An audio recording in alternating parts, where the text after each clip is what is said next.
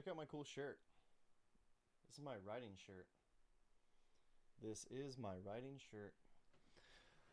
Whew. How we all doing today? Having fun? Yeah? It is morning. It is good. It is time to go. To go.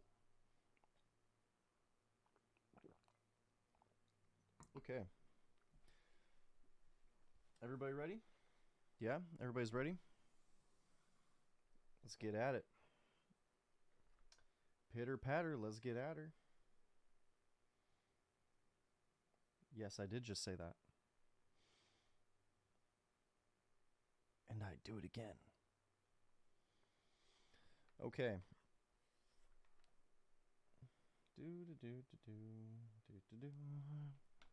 Chapter 4. Be your own chef. One thing everyone in jail can agree is that the food sucks. The good news is, after 2 months, your taste buds will forget how great a steak, a sandwich, or even that fast food burger is. And suddenly the jail food will go. That's not good.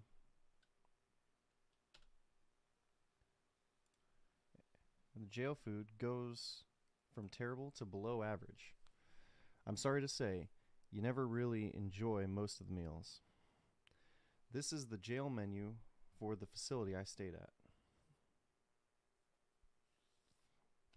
Note that the menu is bound to change and never for the better. When I first arrived, we got cinnamon rolls every weekend. Then one horrid day, without warning, they stopped giving us cinnamon rolls. And see that corn dog on the menu? We used to get 2. But one corn dog or 2, it's never quite enough food. It's that odd amount of food where you might not be hungry anymore, but you aren't full either. Now, at face value, this menu might not look terrible, and you might even be willing to eat some of these meals. Allow me to illuminate the truth behind the words. While the turkey may be turkey, every other type of meat is soy-based, which may be why everyone who comes in at first has 2 weeks adjustment period where they decimate the toilet.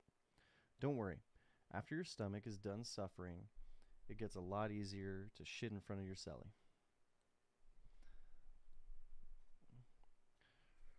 Rule of thumb.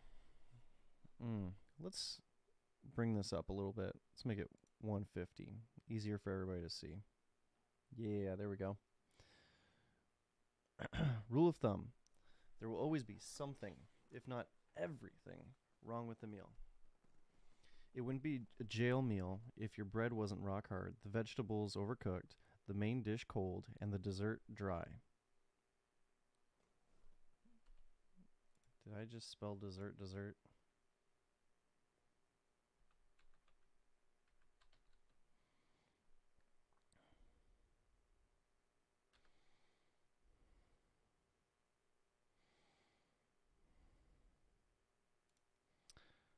Rookie mistake, guys. Rookie mistake.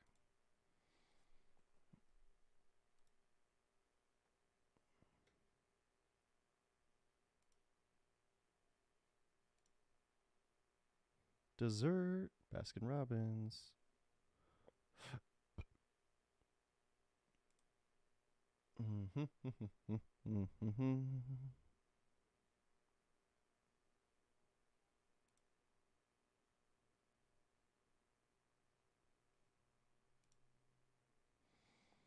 This right here, this is the next monitor I'm getting. Oh yeah, look at that baby.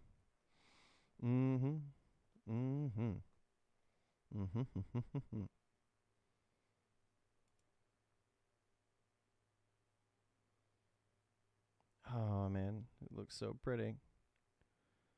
So pretty. That is a beautiful monitor.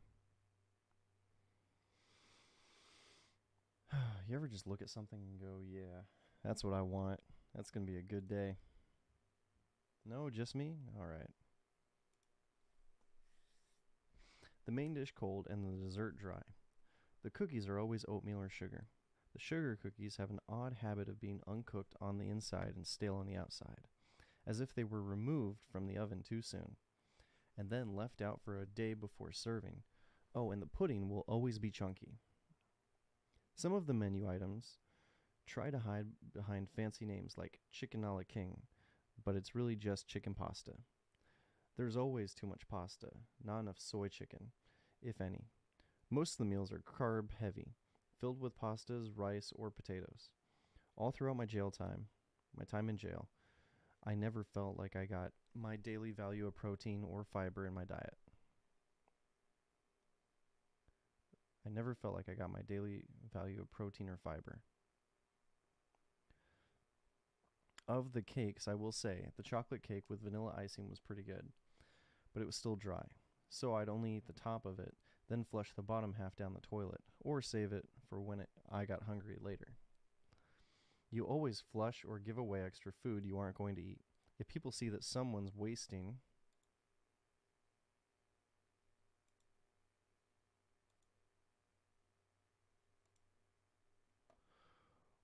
food without offering it, they're going to get a talking to.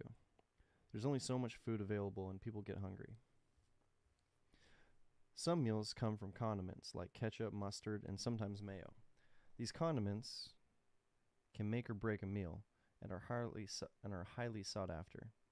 If you receive a packet of barbecue, those things are worth their weight in gold. If you trade one away, you should be getting a coffee or half a candy bar. How does the end of this chapter end? The end of 3 is, if you don't trust others to wash your clothes, there's no chance of them getting stolen.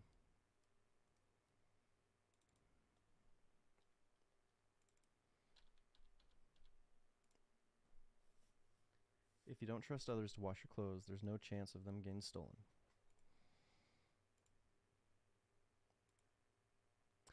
If you'd prefer hard-boiled eggs, rubber cheese, fish patties, beans, and plain white rice, kosher may be the meal for you. I always made friends with the people on kosher and found out that what they liked to trade. Kosher got sugar, salt, pepper, and butter packets.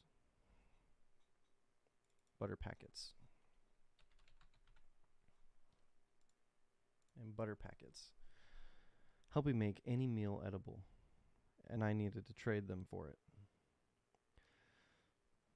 All you had to do to become kosher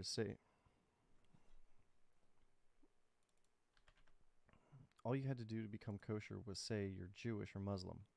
When you signed up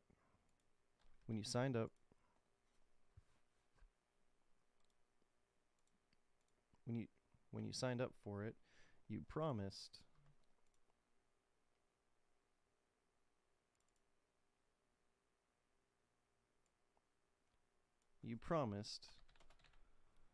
not to trade any of it away or eat any non-kosher food.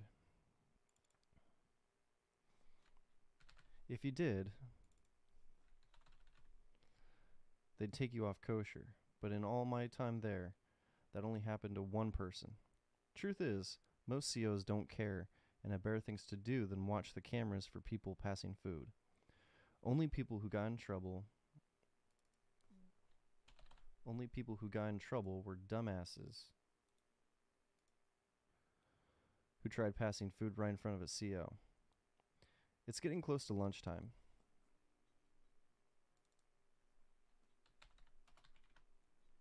It was getting close to lunchtime, and I was getting my chip bags ready for food delivery.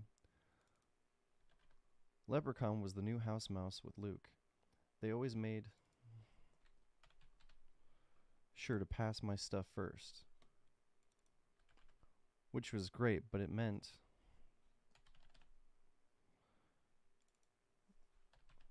I had to have my food ready to go. Bag preparation is important. Bag preparation was important for both food storage and travel. You didn't want used bags to mold and get you sick, and no one liked receiving a gross bag. To prep my bags, I cleaned them out with hot water, making sure no crumbs remained at the bottom.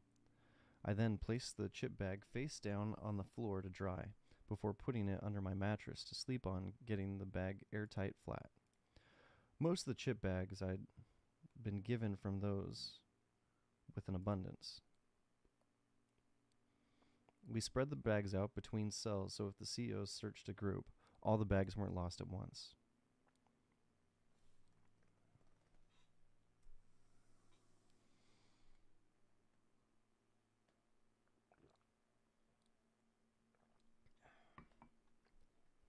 As the CEOs came in with the trays, they let the house mouses out to assist with the food distribution.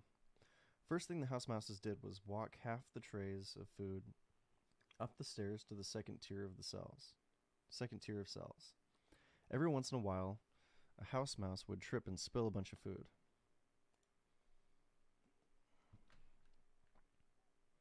Let's see here. A while versus a while. A while is an adverb that means for a while, whereas while is a noun meaning a period of time. Okay, so it should be every once in a while.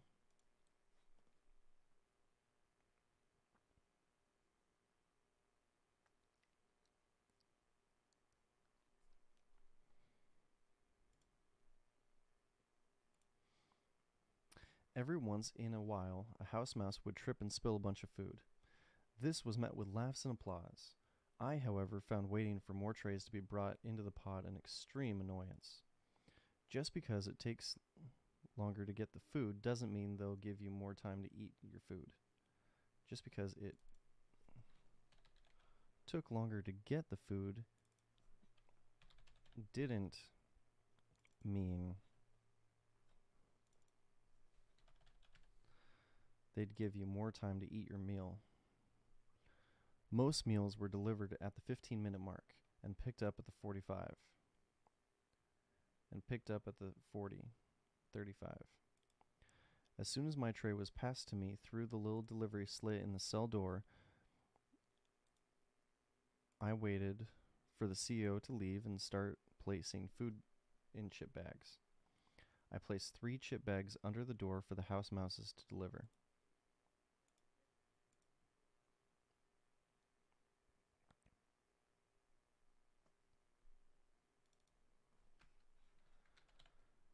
I sent a rock-hard roll. I don't understand why we can't just have 2 slices of store-bought bread. While tasting better, I assume it'd be cheaper too. To Tom, in exchange for 4 juice packets. The vitamin juice mixes were often the best part of the meals. They came in many flavors, but we received mostly grape.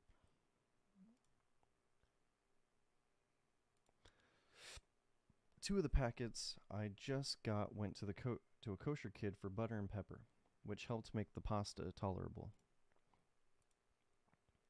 The next bag was filled with canned corn. It went to Jackson for his dessert. He's on a diet.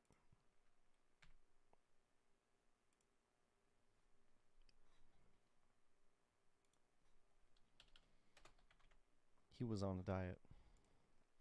The last bag had leftover greens I decided I didn't want. It went to Gramps to be nice. He was old as dirt, so I fed him to feel good.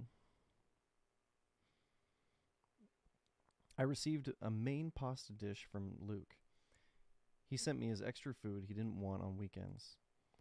Since he got 2 trays on weekends as house mouse rewards, he rarely finished all his food.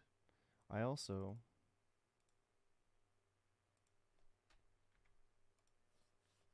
got a dessert from Tom. I'd won from him in a game of spades. The place filled with shouts for trades. I got a roll for corn. I got Maine for dessert. I got a dessert for bread of corn. I hear a shout. I got coffee for a dessert. I threw myself at the door and shouted, "Deal! 26 house, sending over dessert. 26 house, sending over dessert." 26 house, sending over dessert. I have an extra dessert anyway. I had an extra dessert anyway, and I was always looking for coffee. Soon I was drinking my coffee and eating dessert too. House mouses were now enjoying their own food and telling everyone who still had to move something to wait until they were done. It's always better to get on the house mouse's radar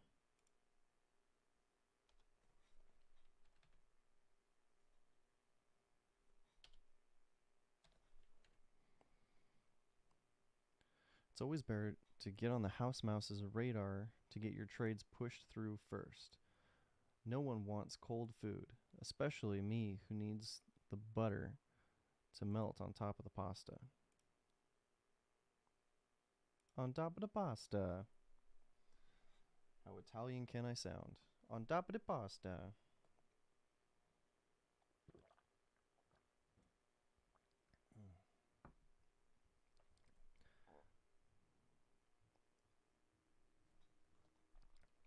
I laid back content after content. I laid back content after a good meal.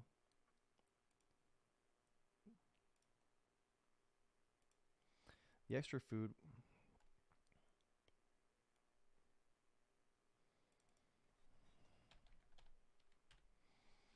I laid back, content after a hearty meal. The extra food went a long way. I had a roll, 4 meatballs, a ketchup packet,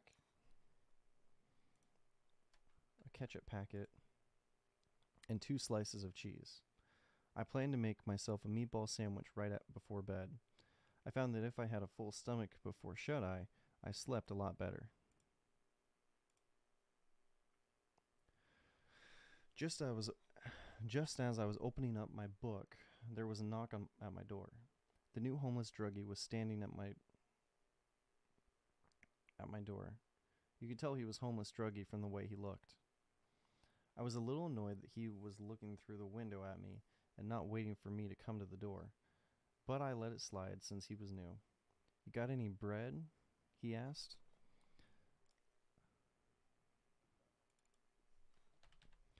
I had an extra roll, so I decided to be nice. Sure, and I flattened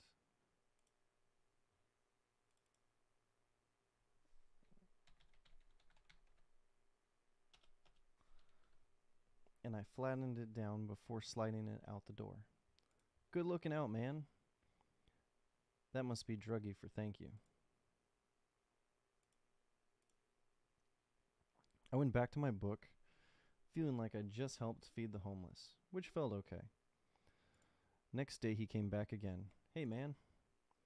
Hey, I said with a nod, turning from my desk. How you doing? I gave a roll of my eyes. What a stupid question to ask someone in Max. Just having fun, I answered with my words soaked in sarcasm. That's cool. Hey, you got any bread? No. Ah, okay. Thanks anyways, brother. Keep strong. And with that, he walked off. I watched him walk away, thinking he was one of the most annoying people I'd ever met. If he really wanted bread, he could at least offer me something for it. Like most homeless, this one turned out to be a professional beggar. Every day, like a mangy stray remembering who had thrown it a scrap, he came around my door asking for bread, and every day I gave him 1 or 2 word response. I gave him a 1 or 2 word response dripping with annoyance.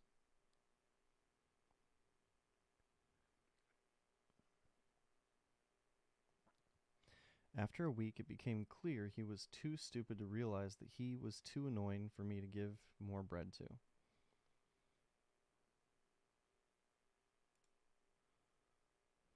After a week, it became clear he was too stupid to realize that he was far too annoying for me to give bread to. I talked with Jackson and came up with a plan. The next day, when homeless druggie came by asking for bread, I told him to go downstairs and ask Tenhouse who owed him bread. The next day, when homeless druggie came by asking for bread, I told him to go downstairs and ask Tenhouse, who owed me bread. Tenhouse then sent him back upstairs to Jackson. Jackson sent him to 13, who then sent him to Tom, who sent him to 15 House, who finally sent him back to me. Having spent almost 20 minutes talking to people and running up and down the stairs, he appeared back at my door out of breath. When he looked in my house, he found me happily chomping on a roll with 3 more rolls sitting on my desk, waiting consumption. I thought you said you didn't have any bread, he said with longing in his eyes. No, I said I don't have any bread for you. This is my bread, for me to eat. Oh, okay. The words came out of his mouth slowly, like I just buried his dog alive. A twinge of guilt slivered into me while he meandered away, head hanging low. I couldn't imagine a little roll of stale bread meaning so much to me. That guilt is probably why I listened to him when he came practically running to my door the next day. Hey man, look here, he said as he slid a receipt of $426.12 under my door. They sent my last paycheck to the jail, so now I can order commissary. Cool, I replied with my best smile. Oh, my coffee's good. Proofreading, one of the best parts about being an author. Since I'm going to be ordering now, I was wondering if you'd front a brother 2 candy bars. Feeling his homeless beggar eyes, a little leftover guilt about the bread, and impressed that he got a paycheck, even for so little, I decided to front him 2 candy bars. He showed me a receipt, so I felt secure in getting my 2 candy bars back. Besides, he was a harmless homeless druggie. I could trust him to pay me back. 2 days later, he came running and ranting. They screwed me right in the ass, and they tied my ass hairs together while they did it. Ew. Unable to avoid smiling a little at that last part, I asked him, who raped you? He slid another piece of paper to me, this one a medical bill showing that they took all his money, and he still owed the jail over $3,000 in medical expenses. Holy shit, I said. Yeah, I'm sorry, brother. Why does he keep calling me brother? We're both white. If you have money on your books, they can take it for medical, child support, etc. It's fair game. When they do, they leave $5 for you. But he'd already transferred money from his commissary to his phone. While money can go from your books to your phone, it can't go from your phone to your books. Many a horror story is told in jail for money stuck in someone's phone account because they didn't know how funds traveled in jail. Well, I was sympathetic and told him he could pay me back with a dozen cookies. He thanked me again and left. I wasn't all that upset. It's less than $2. I mean, that's less than the change in my car. It's amazing how much so little money seems while incarcerated. I ate my cookies and he stopped asking me for food.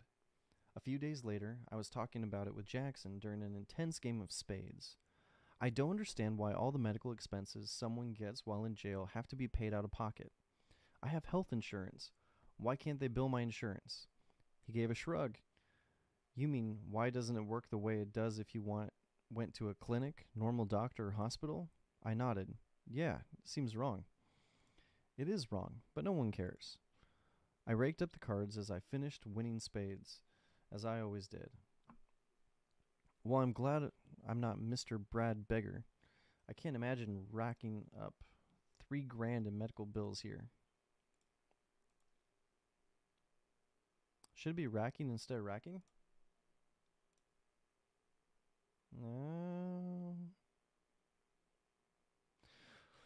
Well, yeah, you'd owe a ton, too, if you had AIDS. I looked up at him. Excuse me? Tom sat down at that point. You guys talking about HIV? I looked to Tom. HIV? That's what everyone calls him, on account of the AIDS. Jackson continued the thought. You didn't know? I was more than a little startled. No. How do you guys know? Everyone knows, Tom said with a laugh. Why do you think everyone calls him HIV? Jackson added. Or how he's so unnaturally skinny. I just thought he was another druggie, I said. Well, he is. How do you think he got HIV? Said Jackson. His medical papers and his charges tell everyone he has AIDS. His charges? This was a lot for me to process. Yep, said Jackson. Gotta be careful around HIV. Yeah, said Tom. I sure wouldn't touch anything coming out of his house. I hadn't even thought of that. I ate cookies that came out of his house. HIV had touched with his AIDS-covered hands all over the cookies I was eating.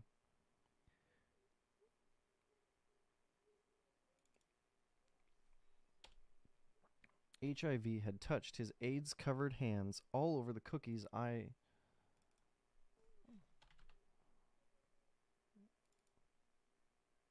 had eaten. There we go. That's better.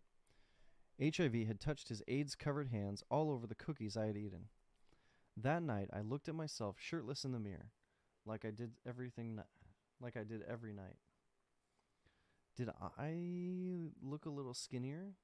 Like my body was slowly eating itself from the inside? How could I be positive I was HIV positive? Good news is, after all this time, I'm 97.2% sure I don't have AIDS. However, I'm not HIV positive. Lesson learned. From then on, I only traded and accepted food from good, clean individuals who I trusted not to do anything even remotely disgusting or shady to the sustenance. As word spread, poor HIV couldn't find a soul to trade with. He just floated from cell to cell during his time out, always going to bed disappointed and hungry. Tap, tap, tap, once again, loud on my door, waking me up at the unholy hour of 3:15 a.m.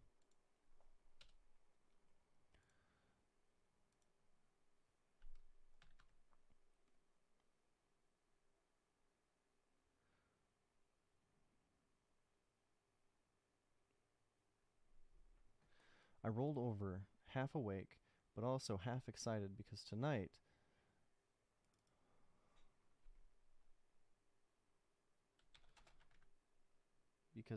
I was being woken up for commissary delivery. Half awake, but also half excited because that night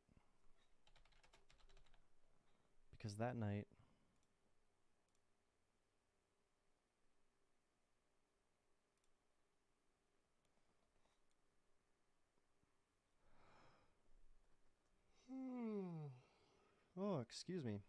It is early.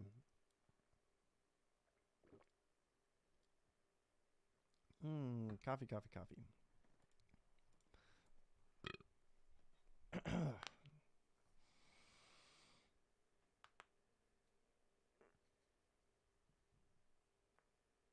And stretch it out. Unlike half the people in Max,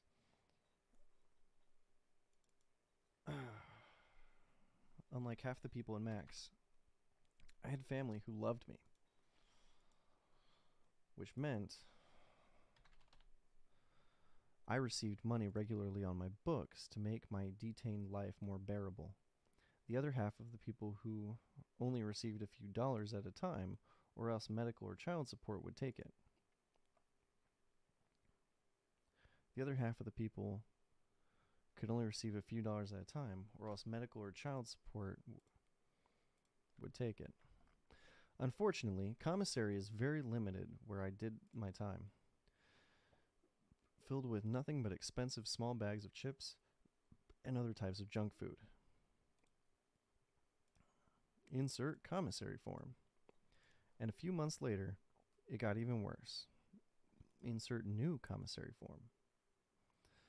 The biggest loss was the duplex cookies, because it was the loss of not only the best bang for your buck in terms of food to penny ratio, but because of the loss of the plastic trays they came in that everyone used to help hold and organize their things. Soon, these plastic trays would become a thing of the past, leaving people's pencils, erasers, and juice packets doomed to lay in unorganized piles. The other great loss was the limiting of deodorant choices. Old Spice is just so much better than boring old Speed Stick. Old Spice was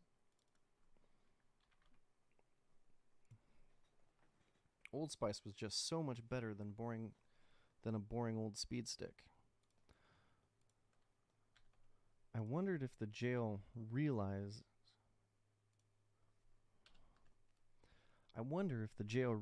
how terrible the commissary options were. Or if they cared.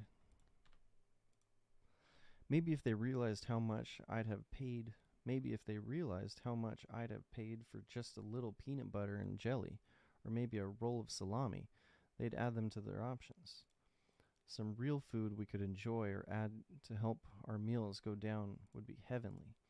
A few pieces of cut up sausage would make all their soupy meat deprived stews enjoyable. Even just a little cheese or hot sauce would have been worth a murder or two, allegedly. Note, any inmate feels safe talking about all kinds of horrific criminal acts while incarcerated, as long as they use the word allegedly in the sentence.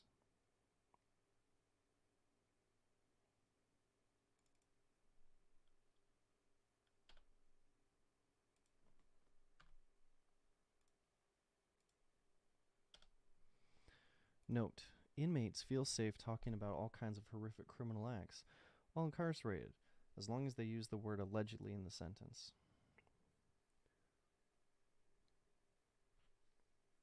Well now, with only these junk food options, I always ordered the max number of Peanuttles and Kit Kats, with maybe a few Butterfingers and bags of chips thrown in. Peanuttles are something I'd never tried before. They're butter toffee-covered peanuts, and I was quickly hooked. I'm sure the taste of butter toffee will always taste like my time incarcerated.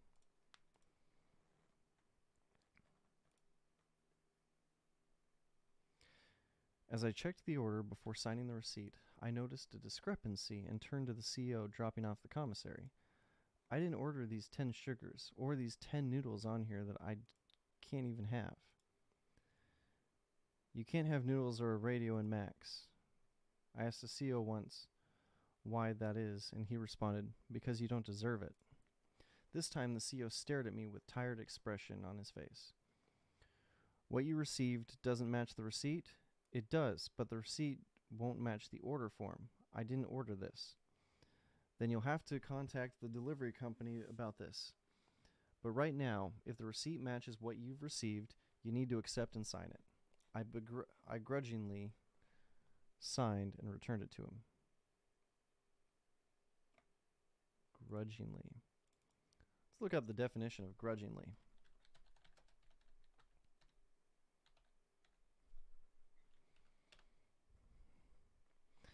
In a reluctant or resentful manner. Yeah, that pretty much describes it right there.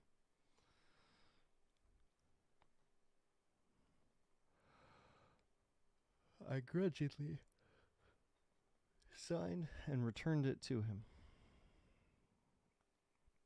Before he left, he said, "I'm sure they'll make it right." He paused as if thinking about what he had just said. Actually, I don't think they care. No one here has a choice but to order from them. And he was right. I'd have to kite the jail's accounting to get a refund. It'd take weeks, and it'd come without warning, causing my indigent order to cancel and my 3 free letters to be returned from mail service. You'd think they'd at least inform you that your refund was on its way. I paid close attention to the CEO as he left, watching what was delivered to each house. You'll notice on the commissary order form that most sections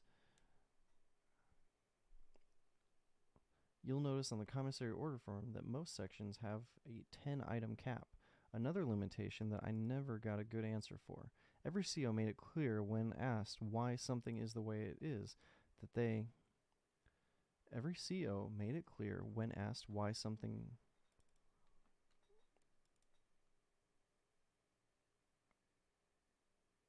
is the way it is, that they don't know, and that they just work here.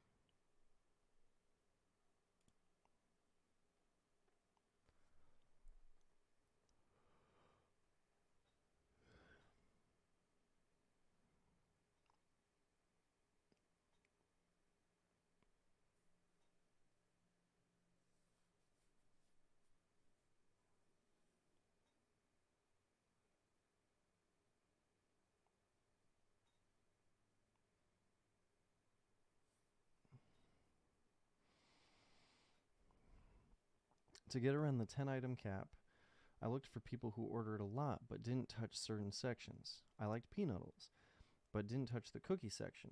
That guy loved cookies, but didn't order snacks. Thus, a natural commissary order agreement was reached. Inmates who ordered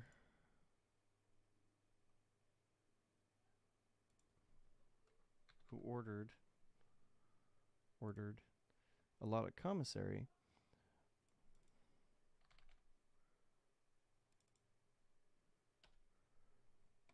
were great to trade with. They usually thought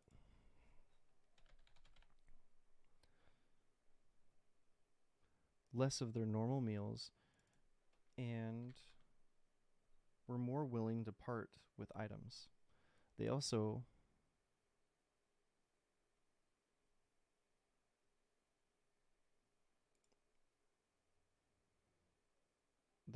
might run low and need indigent items or require emergency mailing accessories.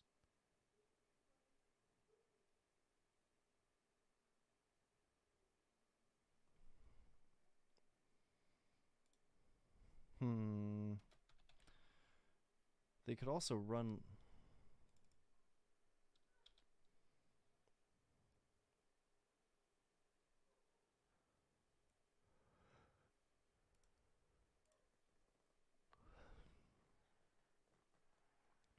an envelope and postage stamp could be worth a lot of candy bars to the fellow who forgot about Mother's Day.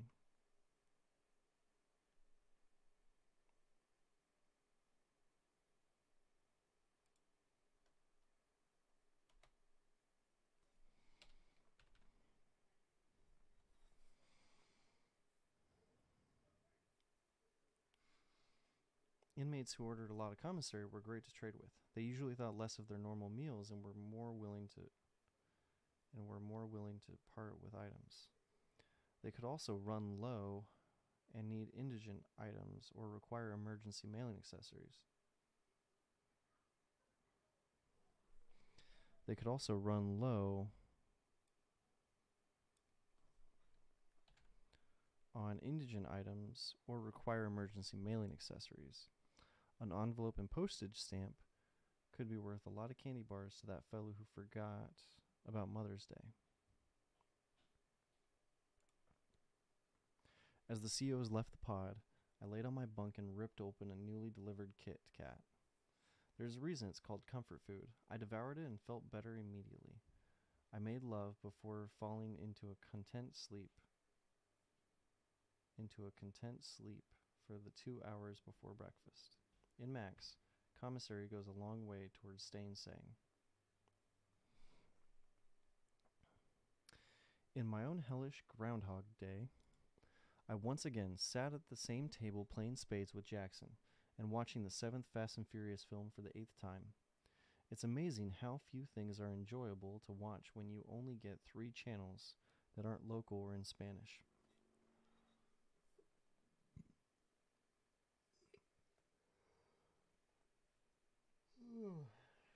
Yawn. I need to keep drinking my coffee.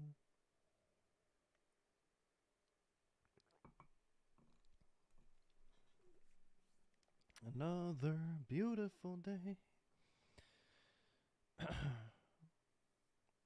In my own hellish Groundhog Day, I once again sat at the same table playing spades with Jackson and watching the 7th Fast and Furious film for the 8th time. It's amazing how few things are enjoyable to watch when you only get 3 channels that aren't local or in Spanish. Tom sat down just as I finished kicking Jackson's ass. With 3 of us at the table, I started dealing rummy.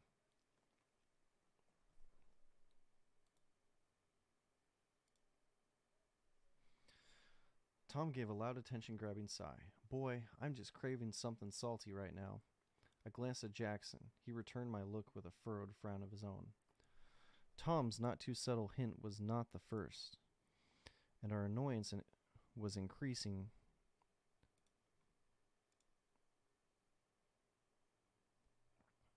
Tom's not-too-subtle hint was not the first, and our annoyance was increasing.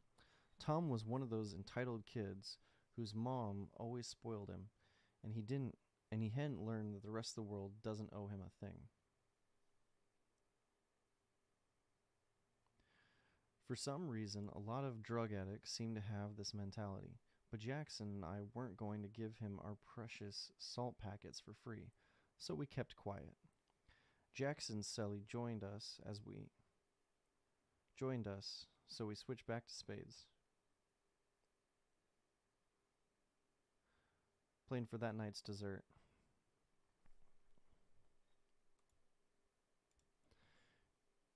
In the second hand, Jackson's face got bigger and bigger as he kept winning books, until he realized I was feeding him on purpose. Soon the game of spades ended with me the victor, and my opponent double set losers.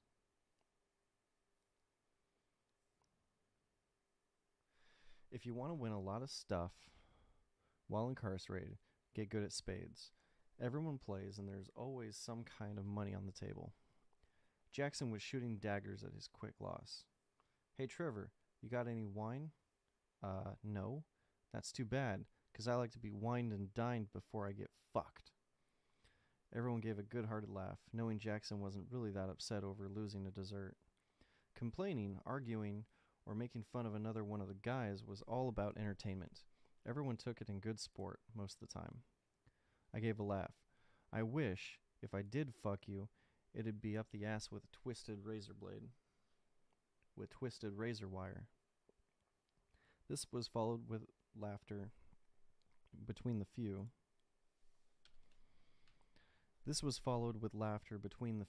Ow, and damn, Trevor. As we started dealing out the cards again, Tom gave another sigh. Jackson rolled his eyes before the words even escaped Tom's mouth. Man, I could really go for some peanuts right now. Without missing a beat, I said, Boy, a nice sirloin steak would sure hit the spot. Tom looked indignant at me with just a touch of shock. Hey, I stared right back. What? I thought we were all saying something we wanted but wouldn't get. You're nothing but an asshole, 400. And with that, he went into the tablet room. I turned back to the others. Little does he know, there's a lot more to me than just an asshole. Jackson gave a chuckle before adding, I'm really getting tired of that kid. We agreed before being mesmerized as food porn came on the TV. There was nothing like a fast food commercial to remind us how shitty the food was, or the unthinkable things we'd do for a Klondike bar. The next day I saw Tom going door to door talking to people. I turned to Gramps, who happened to be Tom's current celly. What's Tom up to? Oh, he's looking for someone to give him some peanuts. I gave a slight laugh. Good luck. He never has enough to trade. But to my surprise, I watched him get not only peanuts, but 2 hot cocoa packets and a Butterfingers. After Tom left happy as a clam eating his peanuts, I went over to the same door and asked what Tom had traded. The response I got back was that Tom had offered 1 for 2 back. Apparently, Tom's mom was putting money on his books.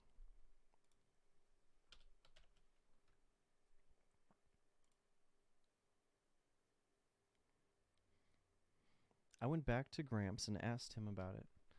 I don't know much about it, but he'd better hurry. He's only got 1 more commissary order to pay everyone back. What do you mean? Well, he's leaving for prison next week.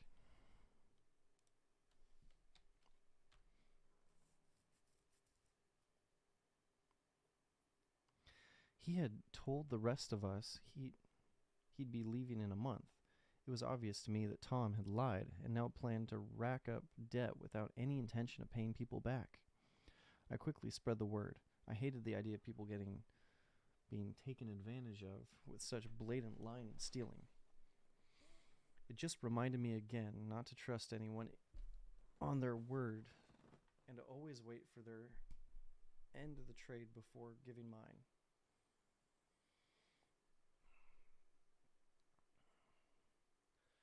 As the house that Tom had screwed over came out, the entire group descended upon Tom's door. This time,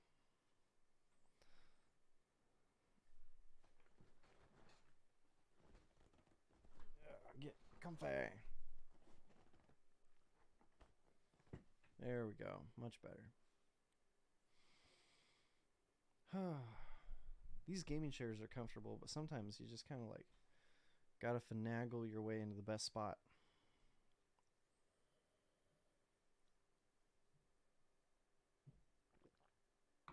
And just like that, coffee's gone. But it was good while it lasted. Good while it lasted. As the house that Tom had screwed over came out, the entire group descended upon Tom's door. Their time out was spent yelling threats and vile curses through the door aimed at both Tom and his family. Just when I thought it was over, there'd be an earth-shattering bang as someone kicked his door, and it started all over again. Out of respect for his silly Gramps, they did eventually tone it down, and Tom offered to give them a handful of desserts and sandwiches. They accepted begrudgingly. Let's see. Define begrudgingly. Reluctant or resentful. He somewhat begrudgingly accepted a reduced role for a better of the team. For the better of the team. Better of the team. I'm going to grab my water.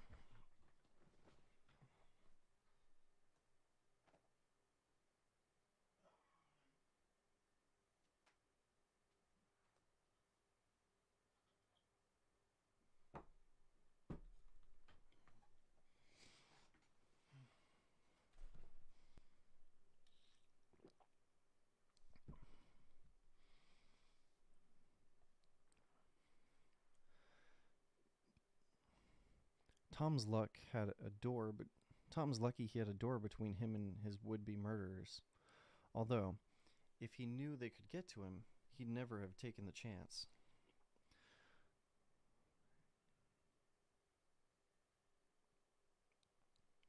No one was very friendly to Tom after that.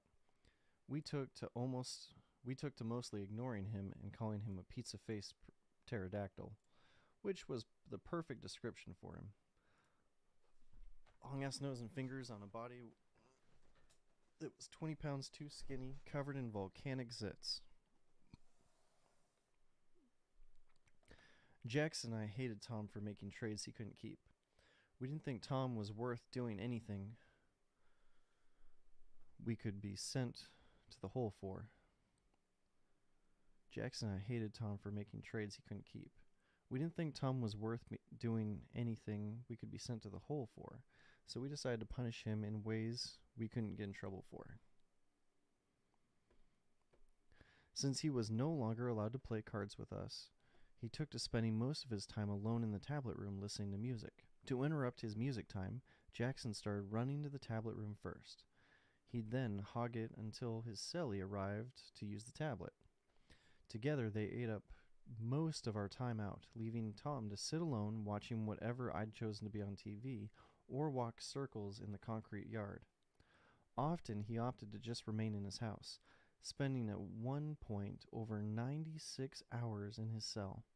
Gramps told me he often cried, and when we yelled insults his way, he'd reply under his breath, "I'm not a pizza-faced pterodactyl." I convinced Gramps to flush the toilet in the middle of the night to wake him up, and ensure little to no restful sleep. I had no sympathy for Tom. He was an adult, and had brought this on himself. Tom got a little revenge, though. The day before he left for prison, He took a giant shit in the shower right before we got locked up for the day, leaving the house mouses to deal with it. Luke was especially angry and let Tom know what he thought of his mother, who'd allow her son to turn into such a gutless fucking turdburger, pussy-ass piece of shit on a saltine. Tom, once again, always the door warrior, was safe in his house from all forms of brutally violent retribution that would have taken place. The next morning, Tom was taken to prison without a single friend wishing him luck. 2 weeks later, Luke was also left for prison, with many promises of finding Tom and making him pay for forcing the house mouses to clean up his deuce. I'd love to know if Luke ever got his revenge. I like to think he did in a glorious manner. After Luke left, I was asked to be house mouse. I liked the idea of extra food, but the thought of cleaning up shit and other men's children off the bathroom floor without even gloves was too much. It's amazing to think that the entire ordeal with Tom was all over a small bag of peanuts. But that's maximum. Somewhere between the 2 and 6 month mark of being incarcerated, I just started trying anything and everything to make the food enjoyable. A few of my favorites were insert spice it up writing meal prep and food ideas.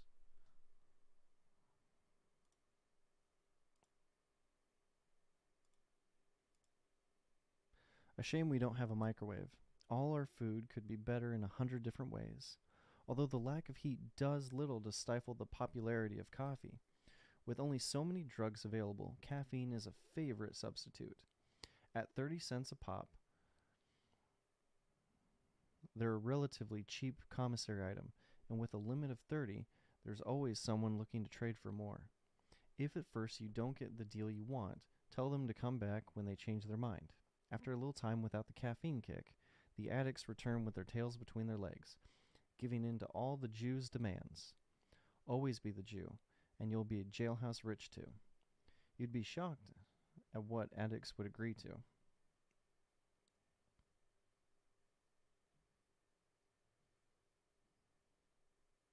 I'll admit, even I enjoyed the lukewarm sink water coffee I mixed with my comb. As I sipped my drink, I tried to forget that it's a crappy 4-ounce Taster's Choice instant packet. As I sipped my coffee, I tried to forget that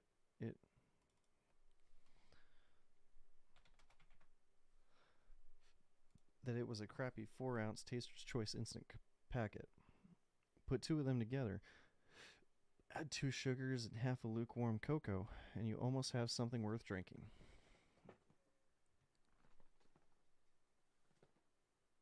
Walking by a couple houses after talking with Leprechaun, I stopped and retraced a few steps. Yep, I saw what I'd seen.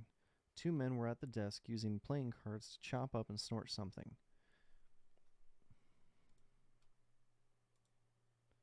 It was dark brown, which made me think it might be heroin at first. But they wouldn't be snorting that. Then I saw the coffee wrappers on the desk. Why does it want heroin to be like heroin, the...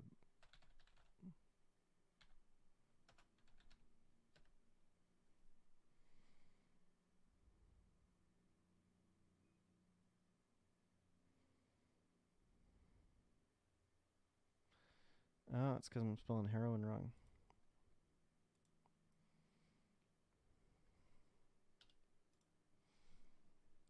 Which made me think it might be heroin at first. But they wouldn't be snorting that. Then I saw the coffee wrappers on the desk. No way, I blurted. The big guy turned towards me, exposing a nose and mustache covered in brown coffee crystals. He looked rather silly, his now brown, dusty facial hair moving up and down as he spoke in an unnatural, nasally voice. Don't knock it till you try it. Does it even work? Oh yeah, bro. Caffeine goes straight to the brain. Sure beats drinking the stuff. Escaped my lips as I walked away. Those dumb druggies are so lost without their fix, they'll stoop to snorting coffee. They looked so stupid with all that brown dust all over their noses. Just drink it like a normal person. Drugs really do make some people retarded. As our time ended, I went back to my house and opened a good book. Most of the books in jail are legal thrillers or murder mysteries. Currently, I was reading about a hired killer who used guns, poison, and cyanide spray. It was really interesting. He tricked a guy into snorting cyanide in his cocaine. He snorted cocaine. I looked over at the instant coffee pack sitting on my desk. Ha! You're so stupid for snorting that. I went back to reading. After a few pages, I looked back at the coffee. I wondered how well it worked. I mean, what was the worst case scenario? No, definitely worse. What was the worst case scenario? I was sure it couldn't hurt me. It was only coffee after all. I sat down at the desk and opened up the pack of coffee. I mean, it's not like anyone would ever know I'd tried it. I took a clean, never used instructional playing card and crushed up the coffee crystals before snorting a line up my nose with a rolled up piece of paper. Ow, that didn't feel good. Like a seasoned pro, I chased it up the nose with a little water that helped calm the burn. Well, that was stupid. What was I thinking? Never doing that again. I went back to reading my book. For a few pages, I looked back at the unsnorted coffee. Maybe I didn't do it right. Maybe it wasn't the coffee's fault. It was so terrible to snort. I went back to the desk, this time rolling my orange plastic cup over the coffee crystals, back and forth until the crystals turned into dust. This time, the coffee went to the head fast and smooth. I could feel the caffeine jolt me awake. It was different, something new to try. But I decided I'd rather enjoy the taste of my coffee and the slow leisure pace of the caffeine waking me up in the morning. So, I only snorted it like 3 or 4 more times. I decided I'd never tell the others about me sniffing coffee. It'd be too embarrassing. So is anyone else's poop super green? Jackson looked up from our card table. No. Really? I thought maybe it was from all the vegetables we eat. Gramps gave a nod. Sure, I've had green tint in my crap before, but never in here. Normally on the farm, eating veggies galore. Good old man's story, said Jackson. He turned to me, holding a box of colored pencils. What shade are we talking about here? I pulled out the pencil. Jackson gave a laugh. That's not good, Trevor. Never should your shit be fucking neon, no matter the color. We started going over the difference between diets and what I might be enjoying more than everyone else. One thing stood out. Wait a minute, said Jackson. How many juice packets do you drink a day? I shrugged. I don't like how the city water tastes, so I trade for a lot of them.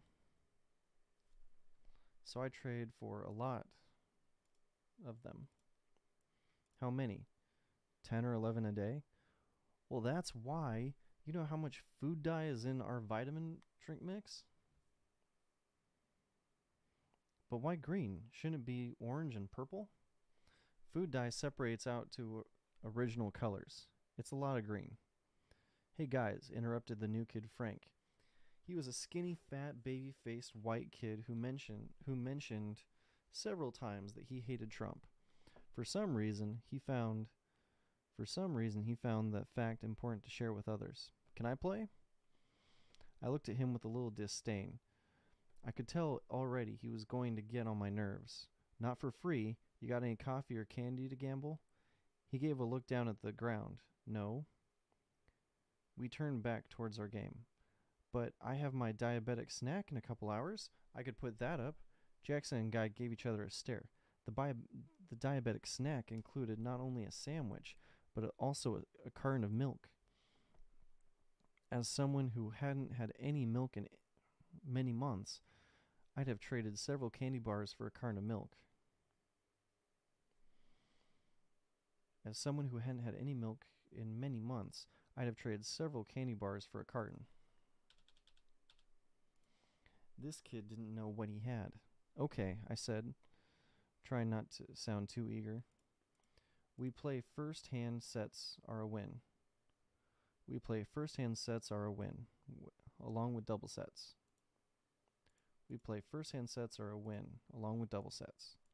Great, said Frankie with a smile on his face. Frankie sitting down to play at our table was a gift from God. Not only was he a gambling addict, but the worst spades player in history.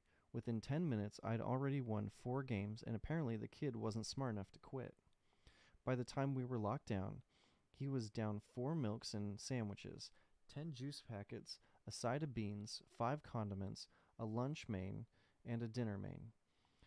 The days ahead would be filled with plenty for everyone except Frankie. Had to talk him through passing the milk to me. The easiest way to simply put it,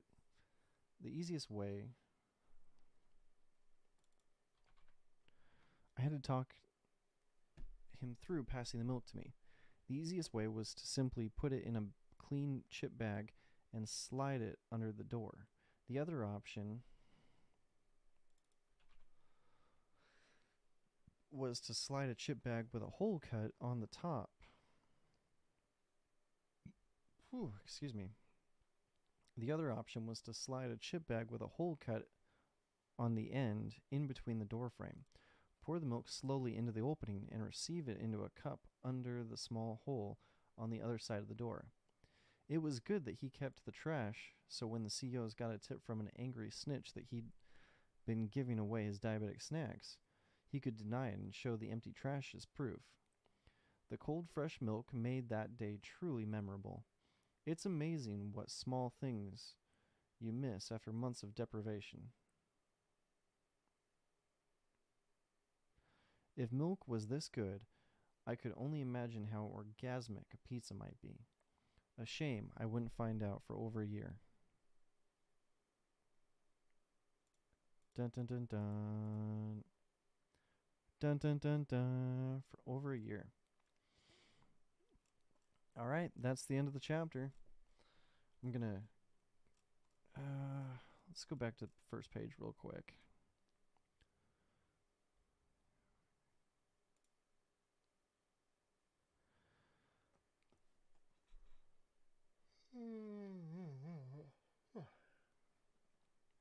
The good news is, after 2 months, your taste buds will forget how great a steak, sandwich, or even that fast food burger is, and suddenly the jail food goes from terrible to below average.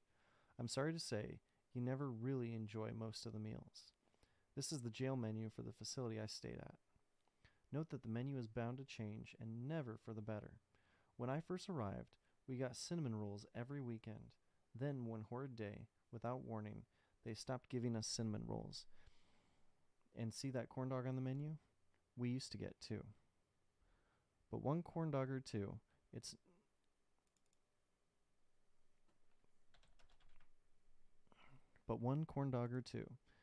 it was never quite enough food. It's that odd amount of food.